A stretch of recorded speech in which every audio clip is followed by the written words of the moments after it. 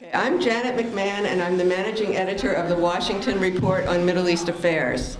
And we're going to be 30 years old next month, and in our very first issue, we mentioned AIPAC, so we've been tracking them for a long time.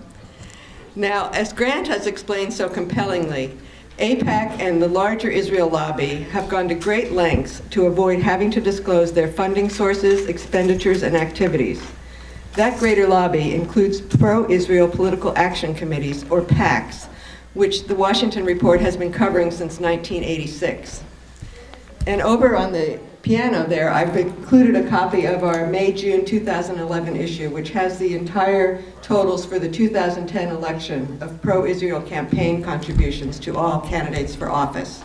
And it's listed by state and by candidate, and it gives the amount that they received for that one election and also their career totals. So feel free to take a copy of that issue. And I might also say that in our current issue, which you might have gotten a copy of outside, Grant wrote a very good and interesting article about our trip to the DC Court of Appeals to hear Stephen J. Rosen's attorney defend him in the libel suit. So I get a lot of calls from people asking, how much money does AIPAC give my congressman? And the first thing I tell them is that AIPAC does not make campaign contributions. Rather, it's 30 or so smaller pro-Israel PACs who dole out the dough. And I think it's very important not to accuse AIPAC of doing something it can truthfully deny doing. It makes it too easy for AIPAC to let itself off the hook and deflect the argument. That is not to say, however, that AIPAC has nothing to do with campaign contributions, and that's something I'll get to later. In 1990, when we published Stealth Packs, written by our executive editor, Richard Curtis, there were about 128 pro-Israel PACs. Now there are around 30. And there's a list of those PACs in this information packet that's also on the piano and which you're welcome to pick up. Now, pro-Israel PACs have several interesting characteristics. First of all, they list themselves as unaffiliated. Most PACs have no problem identifying their affiliation or industry. For example, the 7 PACs under the National Association of Realtors umbrella, which OpenSecrets.org lists as the top PAC donating in 2010, all list their industry as real estate agents. And each of the 7 PACs includes in its name Association of Realtors. And even Rupert Murdoch's News Corp PAC lists itself as affiliated with the News Corp.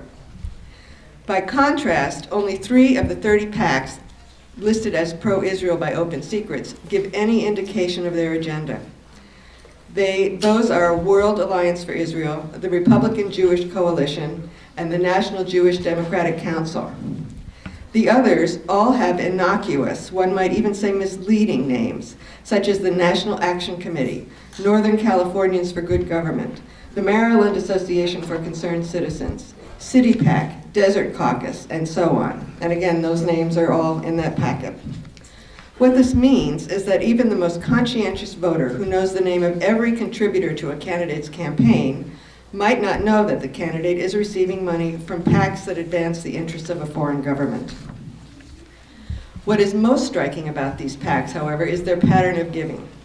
Once you've read the FEC filings of a couple of them, it's almost completely predictable who the other PACs will be giving to. I've gone through these FEC computer printouts myself, and take it from me, there's absolutely no suspense involved after you've read the first few. In fact, these PACs operate in lockstep to such an extent that some of the PACs that nominally represent a state don't give to a single candidate from that state. And that was true last year of both the Northern Californian PAC and the Maryland PAC. Now, another characteristic they share is that pro-Israel PACs prefer to give to pliable incumbents rather than challengers, regardless of religion. There are some exceptions, of course. In Illinois, incumbent Representative Jan Schakowsky received a measly $2,145 from pro-Israel PACs for her 2010 election bid, while her challenger, Joel Pollack, received a slightly less measly $6,500.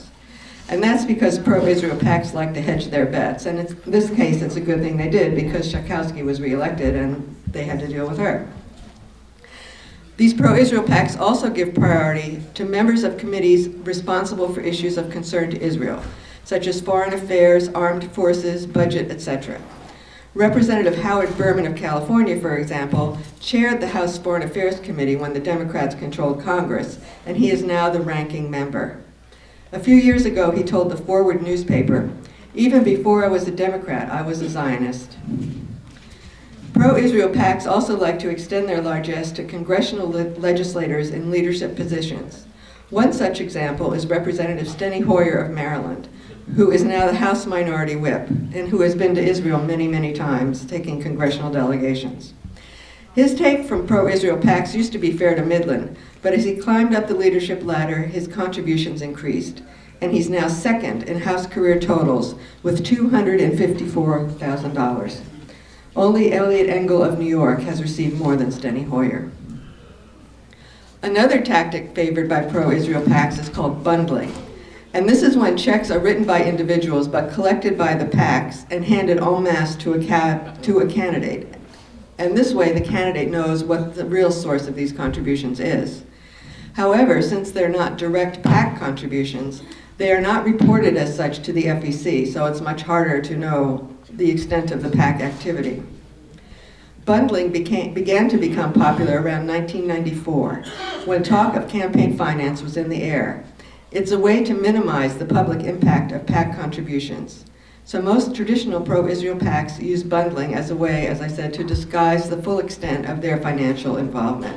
So if you look at a history of pro-Israel PAC contributions, you'll see them go down in the mid-90s, and you think, oh, well, they're not as active as they were, but that's not really true. Now, all of these 30-odd pro-Israel PACs that donate to federal candidates must adhere to FEC regulations, which limit campaign contributions from PACs to $10,000 per candidate per election, $5,000 for the primary election and another $5,000 for the general election in November. But if there are 30 unaffiliated PACs, all giving to the same candidate, that's a potential haul of $300,000 per candidate, not $10,000. Indeed, for his first Senate race in 1998, Tom Daschle, who went on to become Senate Majority Leader, received more than $260,000 in pro-Israel PAC contributions. In 2010, Mark Kirk received $115,304, more than any other candidate. Not only does the favored candidate benefit from these contributions then, but because the pro-Israel lobby in the form of its PACs is broken up into smaller components, the extent of its influence on American elections is hidden from view as well. For example, there is no pro-Israel PAC listed as being among the top 20 PAC contributors by the Center for Responsive Politics. According to its website, opensecrets.org, which I highly recommend, the top 3 contributing PACs in the 2010 election were the National Association of Realtors with $3.8 million, Honeywell International $3.6 million, and the National Beer Wholesalers Association with $3.3 million. But for that same election, pro-Israel PACs contributed $3.31 million. So it was really the third largest contributor to congressional candidates in that election. So it gave gave $3.31 million, and by comparison, for that same election in 2010, the 2 Arab American PACs, the Arab American Leadership Council PAC and the Arab American Political Action Committee, gave a total of $36,500 in campaign contributions. That's about 1/3 of what Mark Kirk alone received, or 1% of the total amount contributed by pro-Israel PACs. Put another way, in 2010, pro-Israel PACs gave nearly 100 times more in campaign contributions than Arab American PACs. So how do these 30-odd PACs all end up giving to the same candidates? And that's where AIPAC comes in. A memo leaked to the Washington Post in 1998, and this is also in the information packet, reveals that AIPAC exercises a high degree of oversight and coordination over the money-giving smaller PACs.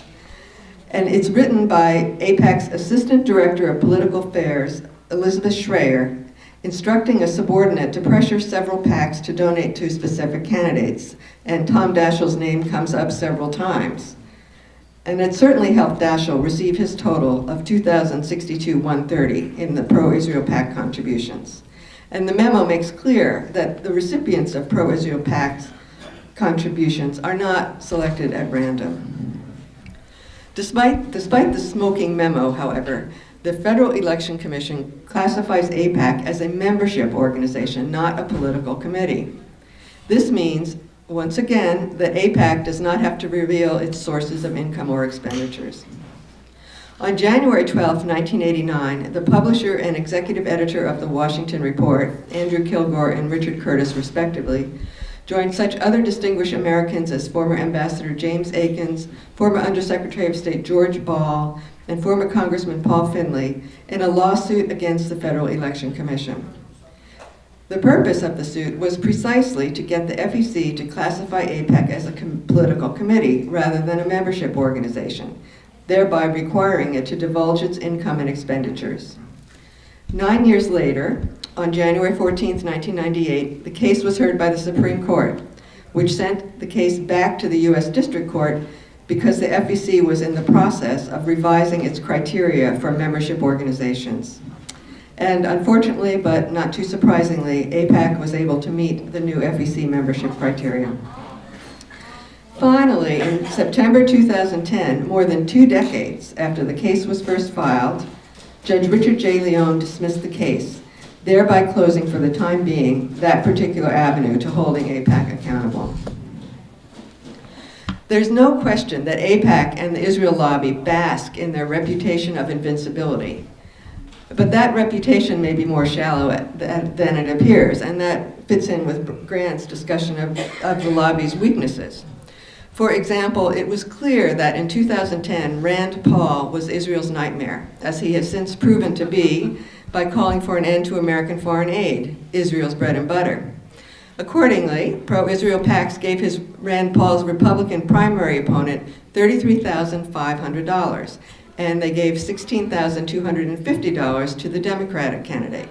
Rand Paul himself got just $2,000, but he went on to win the election, and he's now the junior senator from Kentucky.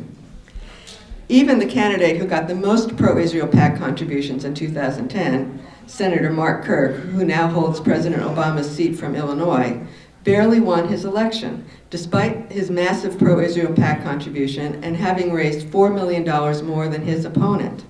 So it should have been a landslide, and it wasn't at all. I first became aware of Kirk in 2006 when he got more pro-Israel PAC contributions than Shelly Berkley of Nevada. Up until then, she was the house queen of pro-Israel PAC contributions. Kirk's history is instructive. When he first ran for office in 2000, he received $7,000 in pro-Israel PAC contributions. By the 2006 election, he ended up pocketing more than $76,000 from pro-Israel PACs, to Berkeley's disappointing, to her, $39,000. When pro-Israel PACs gave Kirk a staggering $91,200 for his 2008 House re-election bid, it was pretty clear that he was being groomed for the Senate. That's just not House money. So what has Mark Kirk done to deserve this? His House website boasted that Kirk, a Naval Reserve intelligence officer, quote, secured U.S. agreement to share satellite surveillance information with Israel, and that he, quote, traveled to Israel in an official capacity, which may be as a naval intelligence officer, many times before being elected to Congress, and continues to actively lead on U.S.-Israel issues. As a senator, Kirk, quote, helped reverse the administration's cut to Israel's Arrow 3 upper-tier missile defense system, securing full funding for the program to continue. In other words, he ensured that American taxpayers, including his own constituents, would continue to foot the bill for a foreign country's defense program. Yet I never heard Kirk described as anything but a moderate Republican. As far as I know, his actions on behalf of Israel were never a campaign issue, and the mainstream media certainly did not raise it. Yet the evidence was there for all to see on his Senate campaign website. If you looked under his foreign policy positions, there is his name in Hebrew. I was sorry to learn that Senator Kirk has suffered a stroke, but I must say I feel much safer knowing that he's not on the Senate floor or voting in the Senate Appropriations Committee, especially when Benjamin Netanyahu is in town to beat the drums for another war for Israel to be fought by Americans. This year, it's Shelly Berkley's turn to run for the Senate, and the pro-Israel PACs so far have coughed up $46,100 to assist her. This is second only to Maryland, this is for her Senate race now. This is second only to Maryland Senator Ben Cardin, who has received $50,180 as of the end of last year. Now, as far as I know, Ben Cardin is not in a tough race. I have not heard anything about a candidate that is threatening him, and yet he's getting $50,000. What is he getting that for? As far as Berkley is concerned, again, there's little public mention of her devotion to Israel, although I can attest personally that her office sends out numerous press releases about her backing of Israeli policy. As the New York Jewish Week noted, however, her announcement last April that she was running for the Senate, quote, was all domestic, stressing her support for Medicare and Social Security and focusing heavily on jobs, a big issue in recession-ravaged Nevada. It went on to say that, quote, you can bet she'll effectively mine pro-Israel funding sources to help pay for what will be a very expensive campaign. So the mainstream media are not telling us that these are the agendas of our candidates. But even when they're not telling us, the money tells us. In our next issue, the Washington Report will have the first installment of ProIsrael Pack contributions for the 2012 election, and we'll be posting it on our website as well, which is www.wrmea.org. As I mentioned, opensecrets.org is also an excellent resource, although it doesn't organize pro-Israel PAC money by individual candidates. You have to go to each PAC and see who they all gave to. So I think our task is to make this information public so that voters know who is contributing to their candidates and why they're making a pilgrimage across the street. So I urge you to take this information and make it public by attending campaign events and directly asking the candidate in front of his or her constituents what they've done to deserve this money. It's also important to write letters to the editor and call in radio talk shows and everything. I mean, I think we have to get the information out that way because clearly it's not going to be through the mainstream media. So let your fellow constituents know that their representative in Congress too often is putting the interests of a foreign government above their own. And let's see how they like it. Thank you.